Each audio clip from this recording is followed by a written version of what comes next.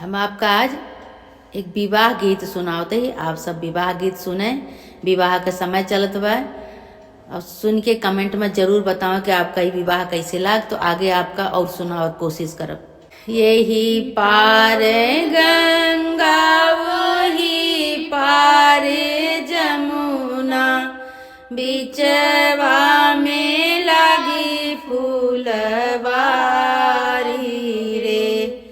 यही पार गंगा रे वही पार जमुना, बिचवा में लागी फूलवारी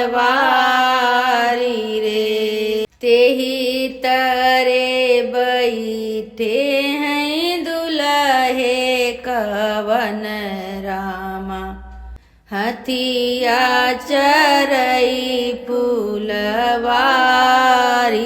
रे।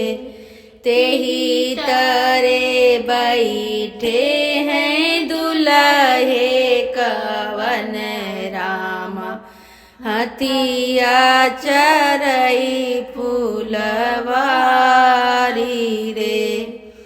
सभवा में बैठे हैं पापा कवन रामा, मालिन वरहन दे रे। सभवा में बैठे हैं पापा कवन रामा, मालिन वरहन दे रे। बर जौना साहेब अपना दुलरुआ, हथिया चरई फूलवारी रे।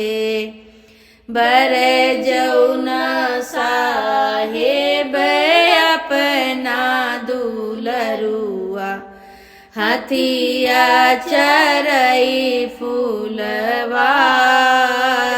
रे। काऊ तुम्हारा खाइन काऊ झक झोरिन, काऊ तुम्हारे तोरई डार रे।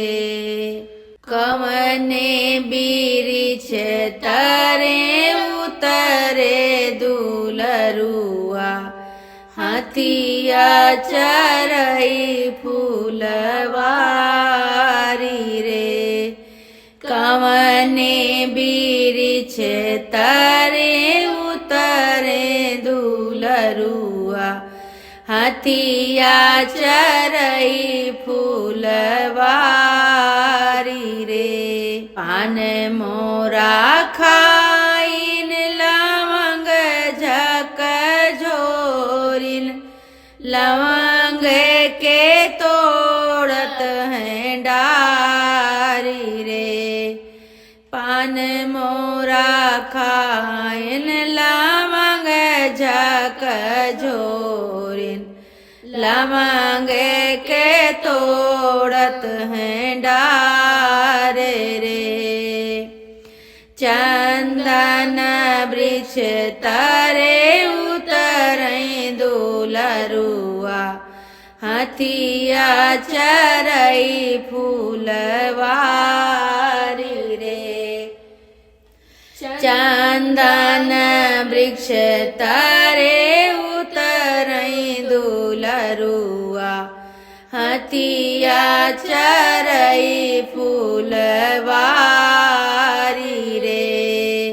जाओ ना मालिन अपनी नगरिया, ओरहन लियौला उटारी रे। जाऊ ना मालिन अपनी नगरिया, ओरहन लियौला उटारी रे। तोरी फूलवरिया मालिन यस के सिंचौबै, फूलवा फूलई कचना औरी फूलवरिया मालिन यस के सिंचउबै फूलवा फूलई कचनार रे यही पारे गंगा वही पारे जमुना बिचवा में लगी फूलवारी रे तेही तरे बैठे हैं दुल्हे कवन रामा हथिया